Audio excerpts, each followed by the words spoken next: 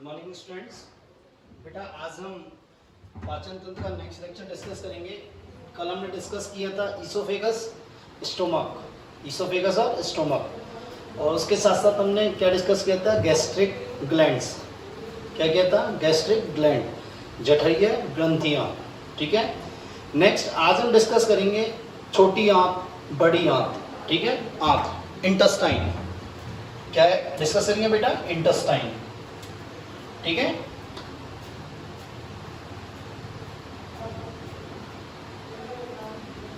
देखो बेटा, इंटेस्टाइन आंत को दो भागों में बांटा गया है, एक स्मॉल इंटेस्टाइन, एक लार्ज इंटेस्टाइन। एक क्या बेटा? छोटी आंत मतलब स्मॉल इंटेस्टाइन,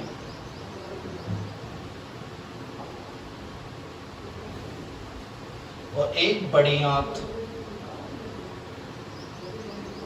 लार्ज इंटेस्टाइन।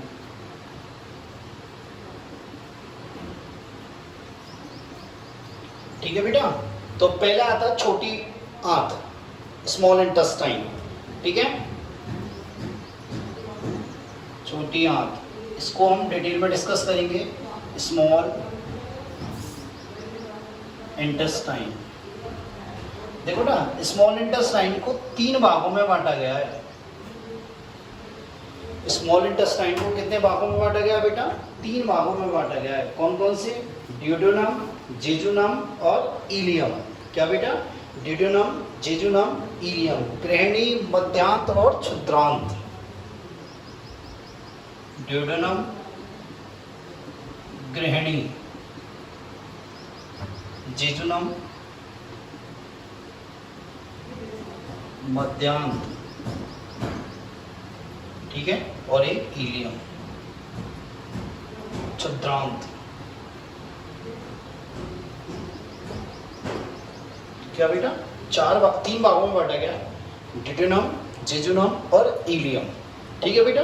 तो देखो, एक एक पार्ट हम डिस्कस करते हैं। पहला पार्ट करते हैं हम ड्यूडेनम। क्या करते हैं? पहला पार्ट ड्यूडेनम।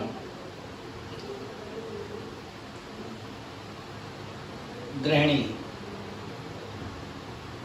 देखो बेटा, स्टोमक का, आमाशय का जो लास्ट भाग था, पायरोलस या पायरोलिक पार्ट, वो क्या करता है?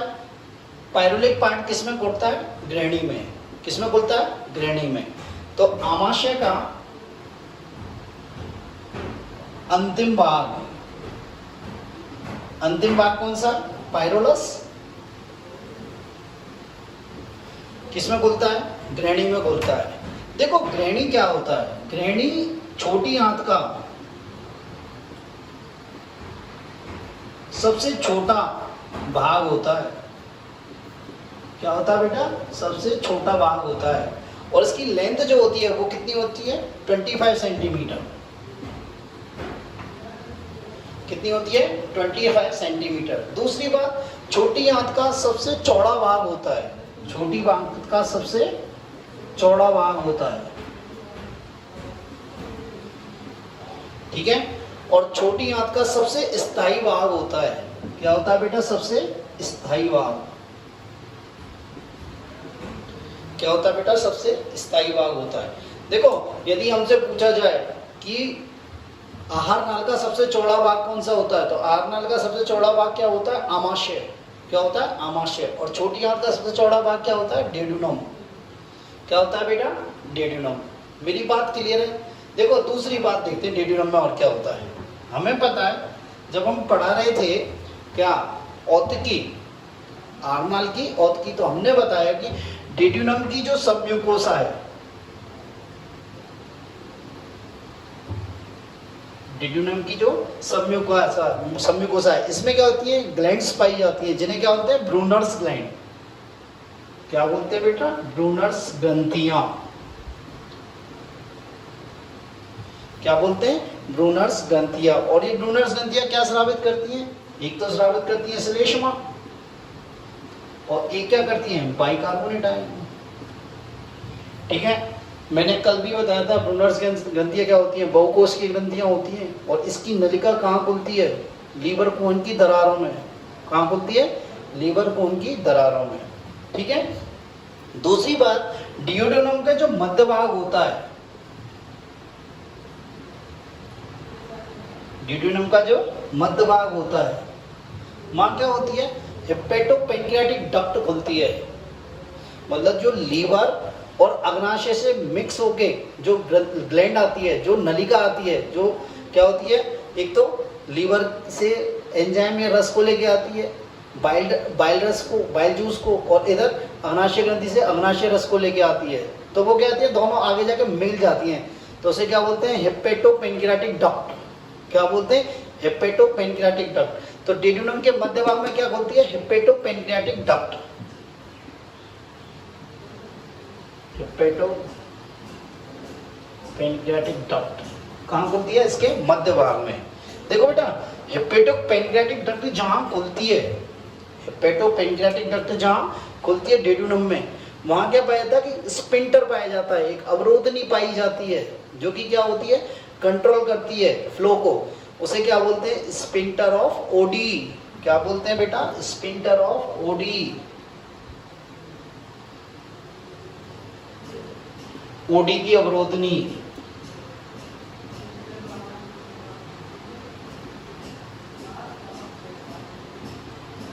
क्या बोलते हैं, स्पिंटर ऑफ ओडी। ठीक है। नेक्स्ट देखो बेटा, दूसरी क्या होती है, इस ग्रहणी में, ग्रहणी में क्या होते हैं बेटा, जो बिलाई होते हैं, रसांकुर होते हैं, वो पाए जाते हैं, पर ना तो बहुत ज्यादा होते हैं ना बहुत कम होते हैं, मतलब मध्यम मात्रा में होते हैं। तो क्या होते हैं, इसमें बिलाई जो होते हैं, रसांकुर, रसांकुर क्या होते हैं, मध्यम होते हैं, मतलब मॉडरेट होते हैं, ना ज्यादा ना कम। सबसे बड़ी इंपॉर्टेंट बात क्या है, सबसे अधिक यदि पाचन होता है तो वो किसमें होता है, डियोडेनम में। यदि आहार नाल में सबसे अधिक पाचन जो होता है तो वो कहाँ होता है, डियोडेनम में। तो क्या होता है, यहाँ सबसे अधिक पाचन होता है, सबसे अधिक क्या होता है, पाचन होता है।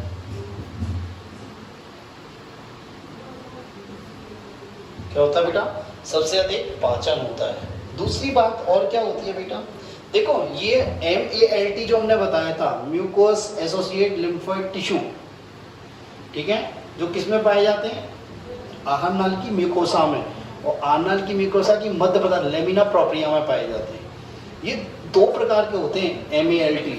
एक तो क्या होते हैं, जो सिंगल रहते हैं, इन्हें बोलते हैं आइसोलेटेड MALT, और एक होते हैं ग्रुप में, जिन्हें बोलते हैं एग्रीगेट MALT। ठीक है।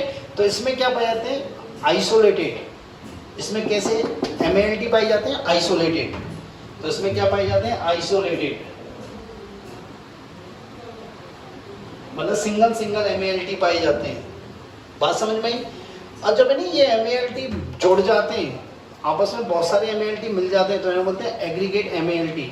और एग्रीगेट MALT क्या है, पेयर पैचेज। क्या है बेटा, पेयर पैचेज। तो मेरी बात समझ में आई। डियोडेनम आमाशय का अंतिम भाग जो पाइरोलस भाग है, वो किसमें खुलता है, किसमें खुलता है, ग्रहणी में। किसमें खुलता है, ग्रहणी में। और ग्रहणी में जहां खुलता है वहां एक छिद्र पाया जाता है, इसे कहते हैं पाइरोलिक छिद्र। क्या कहते हैं, पाइरोलिक छिद्र। मतलब इस पाइरोलस के और इसके जो जंक्शन होता है वहां छिद्र पाया जाता है, इसे कहते हैं पाइरोलिक छिद्र। और यहाँ पे एक स्पिंटर पाया जाता है, इसे क्या बोलते हैं, पाइरोलिक स्पिंटर। क्या बोलते हैं बेटा, पाइरोलिक स्पिंटर। दूसरी बात, ये डियोडेनम होता है ना, ये सबसे छोटा भाग होता है ग्रहणी का, जिसकी लेंथ कितनी होती है, 25 सेंटीमीटर। दूसरी बात, सबसे चौड़ा भाग होता है और सबसे स्थायी भाग होता है। क्या होता है बेटा, सबसे स्थायी भाग होता है। नेक्स्ट देखो, डियोडेनम की सबम्यूकोसा में क्या पाई जाती है, ब्रूनर्स ग्लैंड पाई जाती है। क्या पाई जाती है, ब्रूनर्स ग्लैंड, जो किसका स्राव करती है, श्लेष्मा और बाइकार्बोनेट आयंस का। किसका, श्लेष्मा और बाइकार्बोनेट आयंस का। ठीक है। हमने पहले ही बताया ब्रूनर्स ग्लैंड क्या होती है, बहुकोशिकीय ग्रंथियां होती हैं, और इनकी जो नलिका होती है, स्रावी नलिका, वो कहाँ खुल जाती है, लीवर कोन की दरारों में खुलती है। ठीक है।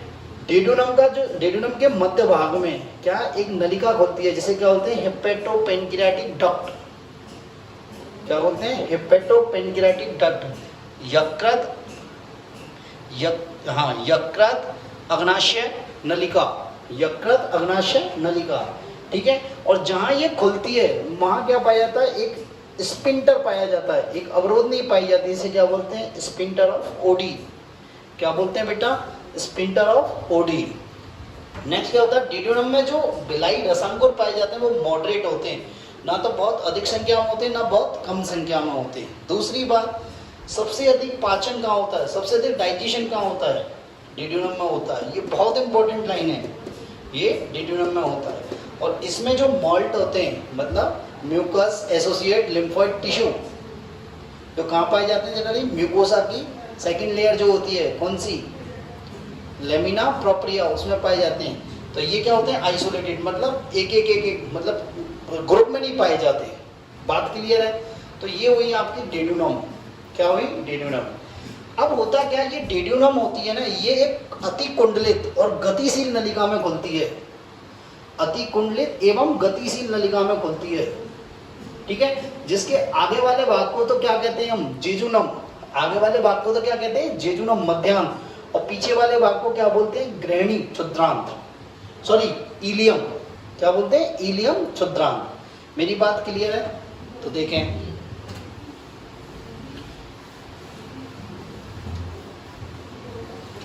तो देखो बेटा, डिड्यूनम कहाँ खुलेगी? ये डिड्यूनम किसमें खुलेगी? एक अति कुंडलित गतिशील नलिका में। अति कुंडलित गतिशील नलिका में, जिसका अग्रभाग होता है, जिस नलिका का अग्रभाग तो क्या कहलाता है? मध्यांत, जो कितना होता है? 1 मीटर लंबा होता है। कैसा होता है बेटा? 1 मीटर लंबा। और पिछला, अग्रभाग के बाद पिछला भाग जो कहलाता है वो क्या कहलाता है? क्षुद्रांत। और वो कितना होता है? 2 मीटर लंबा। तो इस प्रकार स्मॉल इंटेस्टाइन की लंबाई कितनी हो गई? 1 और 2 3 और वहाँ 25 सेंटीमीटर, 3.25 मीटर के करीब होती है। 3 से 3.25 मीटर के मध्य होती है। तो नेक्स्ट आता है मध्यांत, जेजुनम। देखो ना, जेजुनम के बारे में देखो बेटा, इसमें जो रसांकुर होते हैं, मतलब बिलाई होते हैं, वो सबसे अधिक होते हैं और सबसे अधिक लंबे होते हैं। तो इसमें रसांकुर बिलाई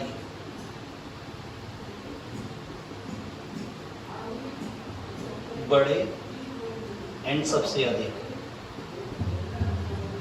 बड़े होते हैं और सबसे अधिक होते हैं, ठीक है बेटा। दूसरी बात क्या होती है? देखो बेटा, ये इस मध्यांत की जो आंतरिक स्तर है, मध्यांत के आंतरिक स्तर पे क्या पाए जाते हैं? प्लीका सेमिल्यूनरिस। प्लीका सर्कुलरिस, कई बार सेमिल्यूनरिस भी बोलते हैं और सर्कुलरिस, मेनली सर्कुलरिस बोलते हैं। इसे बोलते हैं प्लीका सर्कुलरिस। क्या बोलते हैं? प्लीका सर्कुलरिस। देखो, इस प्लीका सर्कुलरिस को एक और कहते हैं वाल्व ऑफ कर्करिंग। इसको और क्या बोलते हैं? कर्करिंग के वाल्व।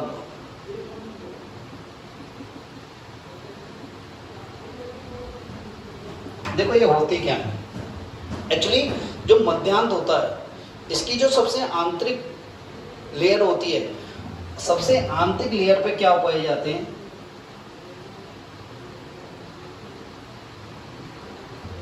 स्तर पे स्थायी,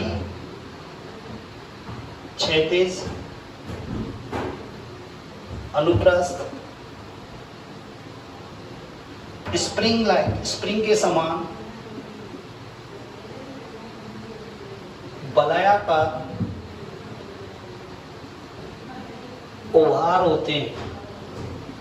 वलयाकार उभार होते हैं, जिन्हें क्या बोलते हैं? प्लीका सर्कुलरिस। क्या बोलते हैं बेटा? प्लीका सर्कुलरिस, ठीक है। नेक्स्ट और क्या है? इस जेजुनम में सबसे अधिक अवशोषण होता है।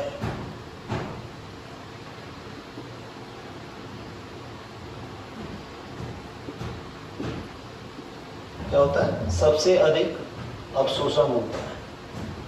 मेरी बात क्लियर हुई? ठीक है, लंबाई कितनी हो गई 1 मीटर की, कितनी हो गई 1 मीटर की। और इसमें MALT कैसे होते हैं, अलग अलग होते हैं, मतलब आइसोलेटेड होते हैं। क्या होते हैं, आइसोलेटेड MALT होते हैं।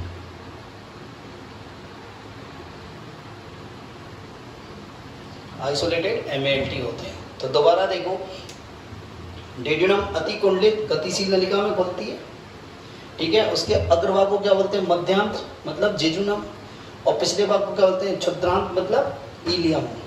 मध्यांत कितना होता है, 1 मीटर लंबा होता है, ठीक है।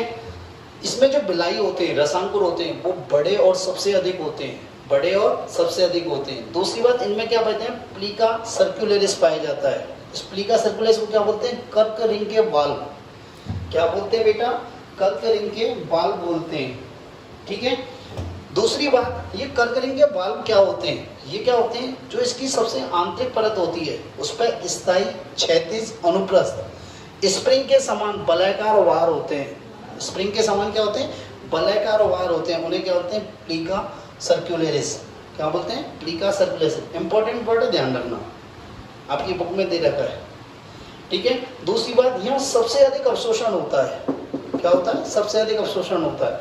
देखो अवशोषण क्यों होगा, एक तो क्या हो गई, प्लीका सर्कुलरिस हो गई, एक क्या हो गई, सबसे अधिक क्या पा गए यहाँ पे, बिलाई पाए जाते हैं। बिलाई पाई जाएंगे तो माइक्रोबिलाई भी पाई जाएंगे। क्या पाई जाएंगे, माइक्रोबिलाई। जिससे क्या होगी, अवशोषण की सतह क्या हो जाएगी, बहुत ज़्यादा बढ़ जाएगी। अवशोषण की सतह क्या हो जाएगी, बढ़ जाएगी। और अवशोषण की सतह बढ़ जाएगी तो यहाँ क्या होगा, सबसे अधिक अवशोषण होगा, सबसे अधिक भोजन का अवशोषण होगा, ठीक है। और इसमें MALT होते हैं, वो कैसे होते हैं, अलग अलग होते हैं, आइसोलेटेड होते हैं। कैसे होते हैं बेटा, अलग अलग होते हैं, आइसोलेटेड होते हैं। मेरी बात यहाँ तक क्लियर है, ठीक है। नेक्स्ट देखते हैं इलियम।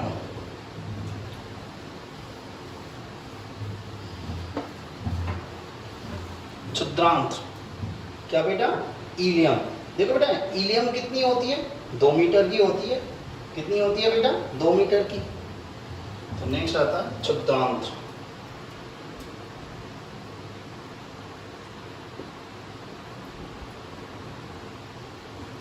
कितनी होती है बेटा, 2 मीटर की होती है।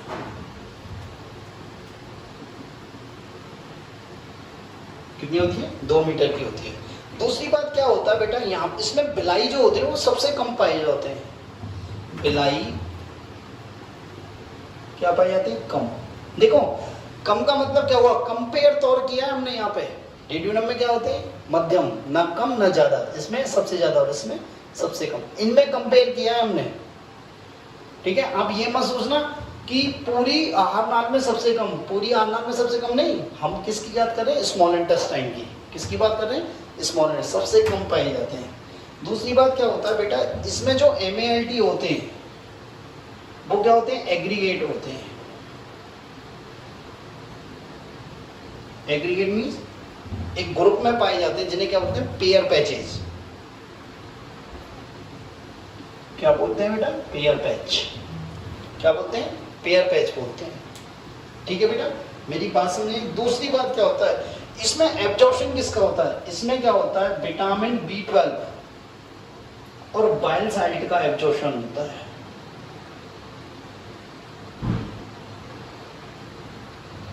विटामिन B12 और बाइल साल्ट का एब्जॉर्प्शन होता है। देखो विटामिन B12 का एब्जॉर्प्शन कहाँ, लार्ज इंटेस्टाइन में भी होता है। कहाँ होता है बेटा, लार्ज इंटेस्टाइन में भी होता है, पर सबसे ज्यादा क्या होता है, यहाँ होता है।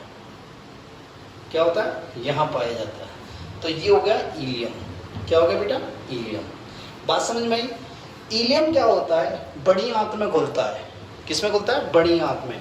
एक्चुअली ये छोटी आंत होती है ना, इसकी लंबाई अधिक होती है पर चौड़ाई क्या होती है, कम होती है। इसकी लंबाई तो क्या होती है, अधिक, परंतु चौड़ाई क्या होती है, कम। और छोटी आंत की और बड़ी आंत की, दोबारा सुनो, ये स्मॉल इंटेस्टाइन होती है, इसकी लंबाई तो क्या होती है, अधिक होती है और चौड़ाई क्या होती है, कम। और ये बड़ी आंत होती है ना, इसकी लंबाई तो क्या होती है, कम और चौड़ाई क्या होती है, अधिक, ठीक है। चौड़ाई अधिक होने के कारण से क्या बोलते हैं, बड़ी आंत। क्या बोलते हैं, बड़ी आंत, ठीक है। तो बड़ी आंत में कौन खुलती है, ये इलियम, क्षुद्रांत खुलता है, ठीक है। तो बड़ी आंत के भी क्या होती है, 3 भाग होते हैं। बड़ी आंत के कितने भाग होते हैं बेटा? 3 भाग होते हैं।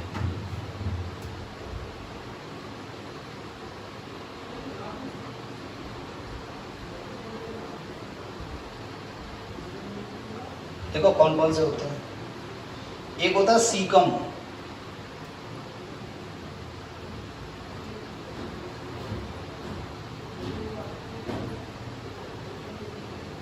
सीकम। दूसरा होता है कोलोन,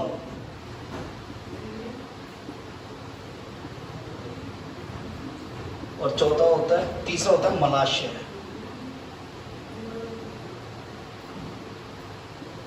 क्या होता है बेटा?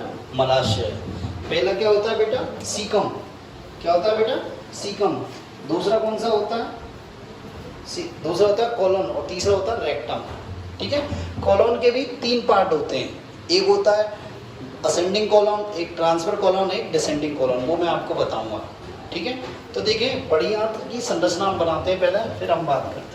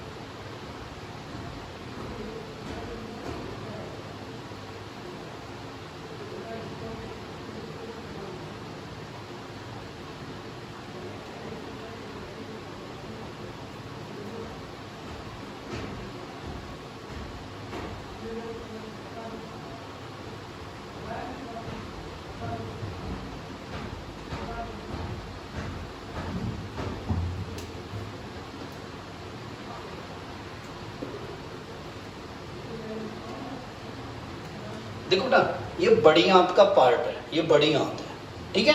ये वाला भाग कौन सा होता है? इलियम।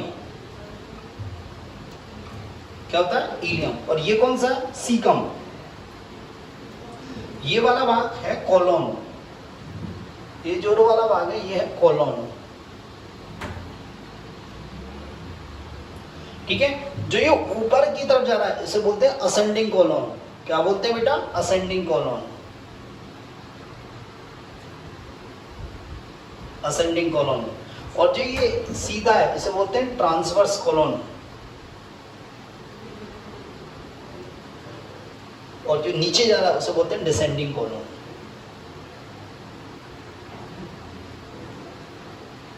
ठीक है। ये वाला रेक्टम है। क्या बेटा? रेक्टम। ये क्या है? एनल कैनाल है, गुदीय नाल, और ये है गुदा। मेरी बात समझ में आई? ये लास्ट वाला पार्ट क्या है? गुदा। ठीक है बेटा। अब देखो मेरी बात, ये जो इलियम है ना, इलियम, ये सीकम के मध्य में घुलती है। ये सीकम के मध्य में घुलती है, और जहां इलियम और सीकम मिलती हैं उसे बोलते हैं इलियोसिकल संधि। क्या बोलते हैं? इलियोसिकल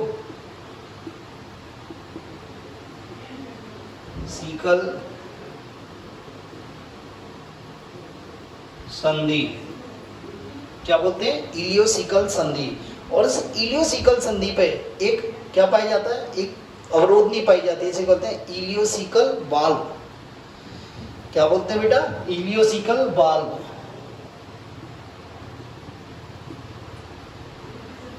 कपाट। क्या बोलते हैं? इलियोसिकल कपाट। ठीक है। इस सीकम के 2 सेंटीमीटर नीचे, क्या 2 सेंटीमीटर नीचे एक उंगली नुमा प्रवर्ध होता है, या एक सूत्र नुमा क्रमी नुमा एक सूत्र होता है जिसे कहते हैं बर्मी फॉर्म अपेंडेक्स। क्या बोलते हैं बेटा? बर्मी फॉर्म अपेंडेक्स।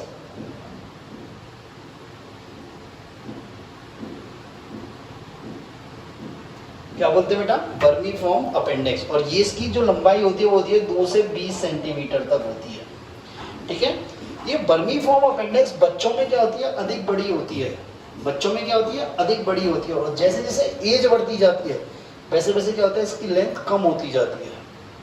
इसकी लेंथ क्या हो जाती है बेटा? कम होती जाती है। ठीक है। और बाद में ये मनुष्य में क्या होती है, अवशेषी होती है। क्या होती है, अवशेषी होती है।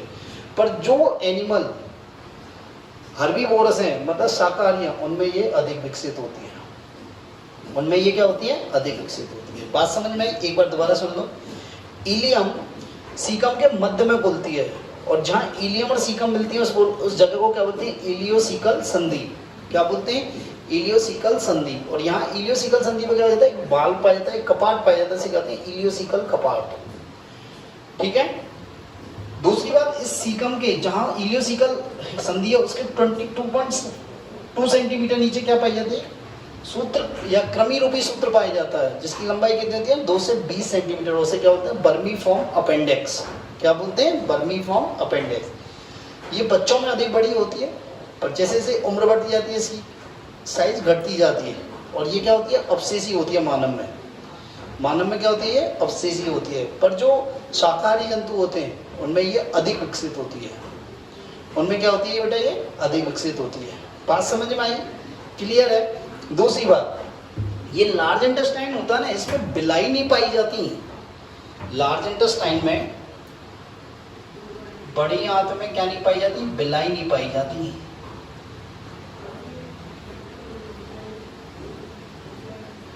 ठीक है, बिलाई नहीं पाई जाती। ये हो गया सीकम। नेक्स्ट आता है कोलोन। देखो ना, कोलोन क्या होता है, ये कोलोन वाला भाग है, और ये जनरली कितना होता है, 100 सेंटीमीटर का होता है। पर ऑटोप्सी पर ये कितना हो जाता है, 150 सेंटीमीटर हो जाता है। मतलब मृत्यु के बाद कितना हो जाता है, 150 सेंटीमीटर, 150 सेंटीमीटर का हो जाता है। बात मेरी क्लियर है?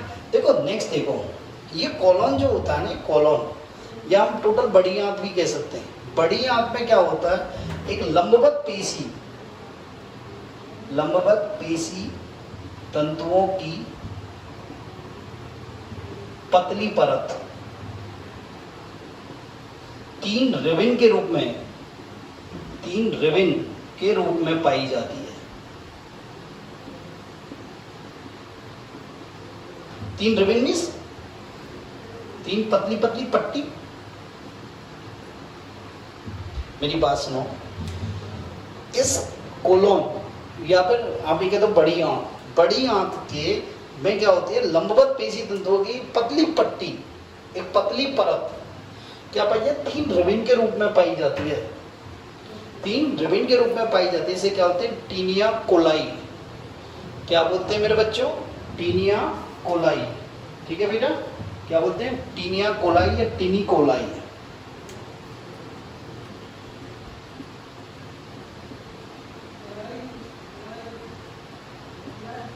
ठीक है, बहुत इंपॉर्टेंट बात है। क्या होता है, इस कोलोन में क्या होता है, एक लंबवत पेशी तंतुओं की पतली परत पाई जाती है। और ये पतली परत क्या, 3 रिबन जैसी पट्टियों की बनती है। 3 रिबन जैसी पट्टियों की बनती है, जिसे क्या होते हैं, टीनिया कोलाई। क्या बोलते हैं, टीनिया कोलाई या टीनी कोलाई। देखो ये टीनिया कोलाई होती है ना बेटा, ये टीनिया कोलाई, ये टीनिया क्या करती है, इस बड़ी आंत को इस प्रकार छोटे छोटे किस्में पाउच में बांट देती है। छोटे क्या इसमें बांट देती है, पाउच में बांट देती है। बात समझ में आई? छोटे कोष्ठों में बांट देती है। ये क्या करती है, बड़ी आंत को छोटे कोष्ठों में बांट देती है। और इन कोष्ठों को क्या बोलते हैं, हॉस्ट्रा। क्या बोलते हैं बेटा, हॉस्ट्रा। क्या बोलते हैं बेटा बच्चों, हॉस्ट्रा, HAUSTRA, हॉस्ट्रा। बात समझ में आई? इनको क्या बोलते हैं, हॉस्ट्रा। बात मेरी क्लियर है? ठीक है। नेक्स्ट आता है मलाशय। एक बार दोबारा सुन लो। कोलोन कितनी होती है, सीकम किसमें खुलती है, कोलोन में खुलती है। कोलोन कितनी होती है, मतलब जब आदमी जीवित है, तो कितनी होती है, 100 सेंटीमीटर लंबी होती है। पर मृत्यु के बाद कितनी हो जाती है, 150 सेंटीमीटर लंबी हो जाती है। दूसरी बात कहते हैं, इस कोलोन में क्या होती है, लंबवत पेशी तंतुओं की पतली परत पाई जाती है। लंबवत पेशी तंतुओं की एक पतली परत पाई जाती है जो कितनी रिबन की बनी होती है? 3 रिबन की बनी होती है। 3 रिबन की बनी होती है और उसे क्या होते हैं? टीनी कोलाई या टीनिया कोलाई। बात समझे? और ये टीनिया कोलाई क्या करती है? इस बड़ी आंत को छोटे छोटे कोष्ठों में बांट देती है और इन कोष्ठों को क्या बोलते हैं? हॉस्ट्रा। क्या बोलते हैं बेटा? हॉस्ट्रा। मेरी बात क्लियर है? नेक्स्ट आता है रेक्टम। देखो बेटा, ये कोलोन किसमें बोलती है? रेक्टम में। ये कोलोन किसमें बोलता है? रेक्टम में। ठीक है। और ये रेक्टम क्या होता है? एक छोटे पाउच बैग लाइक संरचना में बोलता है। एक छोटी बैग लाइक संरचना में गिरता है जिसे क्या बोलते हैं? एनल कैनाल, गुदीय नाल। क्या बोलते हैं? गुदीय नाल। रेक्टम को बोलते हैं मलाशय, इसको बोलते हैं गुदीय नाल। ये क्या होती है? पाउच लाइक संरचना होती है। और ये गुदीय नाल शरीर से बाहर किस रूप में खुलती है? गुदा के रूप में। किसके रूप में? गुदा छिद्र के रूप में बाहर खुलती है। बात मेरी समझ में आई? देखो, ये गुदा छिद्र जो होता है ना बेटा, क्या होता है? ये गुदा छिद्र क्या होता है? ये 2 अवरोधनियों द्वारा कंट्रोल होता है। ये गुदा 2 अवरोधनियों द्वारा कंट्रोल होता है। ये क्या? अवरोधनी। जो ऊपर की तरफ होती है उसे बोलते हैं आंतरिक अवरोधनी, आंतरिक गुदीय अवरोधनी, स्पिंक्टर। और इसको बोलते हैं बाह्य गुदीय अवरोधनी। क्या बोलते हैं बेटा? बाह्य गुदीय अवरोधनी। ये आंतरिक गुदीय अवरोधनी क्या होती है? अनैच्छिक होती है। क्या होती है? अनैच्छिक। और ये बाह्य अवरोधनी होती है, ये कैसी होती है? ऐच्छिक होती है बेटा। क्या होती है बेटा? ऐच्छिक होती है। मेरी बात यहां तक क्लियर है? ठीक है। दूसरी बात देखो बेटा, ये जो हमारी बड़ी आंत है इसमें बिलाई नहीं पाई जाती, पर इसमें क्या पाई जाती है? कुछ संकुचन ग्रंथियां पाई जाती हैं। क्या पाई जाती हैं? संकुचन ग्रंथियां। वो संकुचन ग्रंथियां क्या करती हैं? इसमें संकुचन कराती हैं। इसमें क्या कराती हैं? संकुचन कराती हैं। ठीक है। और संकुचन से जो मूवमेंट होता है उसे बोलते हैं मास एक्शन संकुचन। क्या बोलते हैं? मास एक्शन संकुचन। मास एक्शन संकुचन। बात मेरी समझ में आई? इस बड़ी आंत में जो संकुचन होता है किसके द्वारा? संकुचन ग्रंथियों के द्वारा, उसे बोलते हैं मास एक्शन संकुचन। क्या कहते हैं बेटा? मास एक्शन संकुचन। तो ये आपकी यहाँ तक क्या हुई? आहार नाल के सारे पार्ट हो गए। आहार नाल के सारे क्या हुए? पार्ट हो गए। ठीक है। इसके बाद जो आती हैं वो आती हैं आपकी पाचक ग्रंथियाँ। क्या आती हैं? पाचक ग्रंथियाँ, सहायक पाचक ग्रंथियाँ। वो हम नेक्स्ट लेक्चर में डिस्कस करेंगे। ठीक है बेटा? Thank you.